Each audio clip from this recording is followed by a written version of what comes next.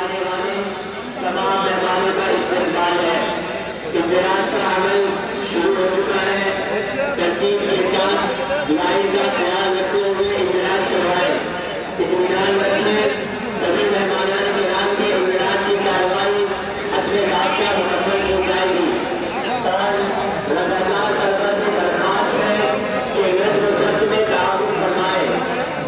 इंतजार का अमल शुरू हो चुका है। तरतीब के साथ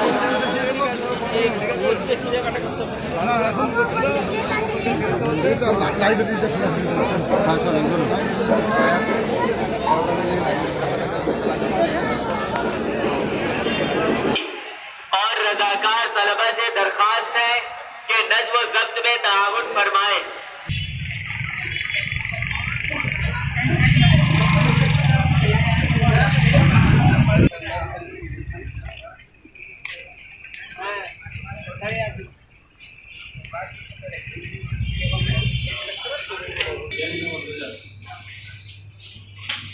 ध्यान रखें, सभी मेहमान